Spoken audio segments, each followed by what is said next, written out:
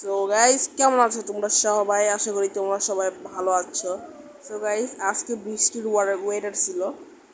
আকাশটা প্রায় একবারে নীল হয়ে উঠছে, কালো হয়। বৃষ্টিও হয়েছে হালকা পাতলা। আর এই সময় আমি আমার পাখিদের কলোনিটা ঢাকে দেই।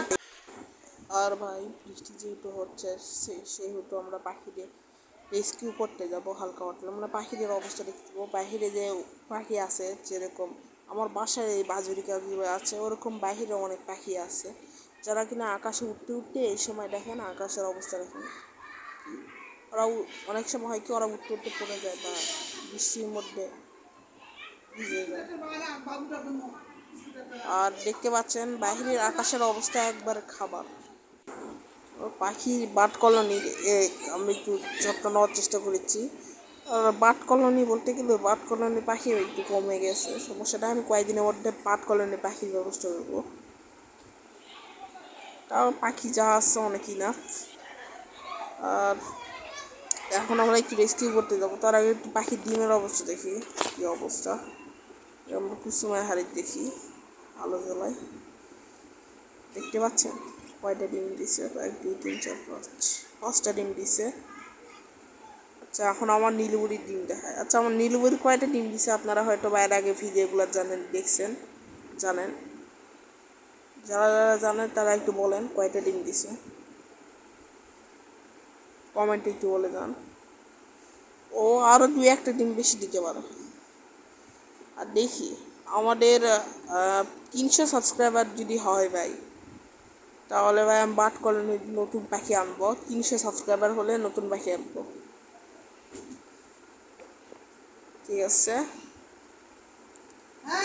আর ভাই, এখন যেহেতু পরিবেশটা একবারে অন্ধকার হয়ে গেছে, আকাশের অবস্থা খারাপ, আমি এখন বের হব এবং আপনাদের বাইরে পাখির আপডেট দিব। সো গাইস, বাইরে আসছিলাম। এখন বাইরে আসে দেখতেছি কি বৃষ্টি অনেক হচ্ছে। বৃষ্টি প্রায় বাড়ে গেছে অনেক।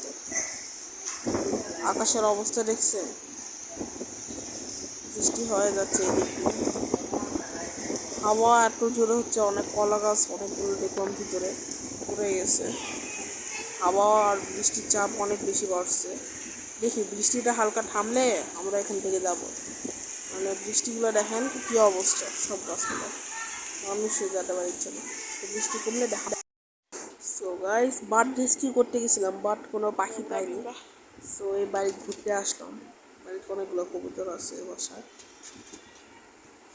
এগুলো আর কি দেখবো, দেখে চলে যাব। পাখি রেস্কিউ করতে আসে, পাখি পাইনি। তো এখানে আসলাম, দেখি কবুতর সবগুলো আছে।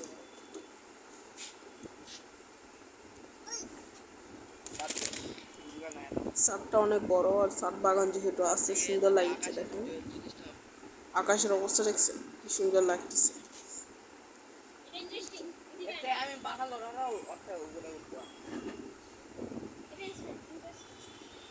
কবুতর ছাড়া যাবে দেখি।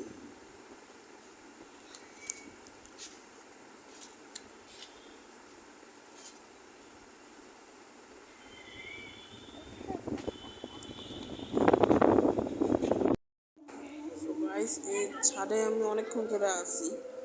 সো গাইস, এই ছাদে আমি এখন চলে যাব। যাওয়ার আগে গাইস আপনারা একটা সিনেমাটিক শট দেখে যান। ছাদে ছাদে অনেকগুলো গাছপালা আছে, আমি কয়েকটা দেখাচ্ছি আপনাদের।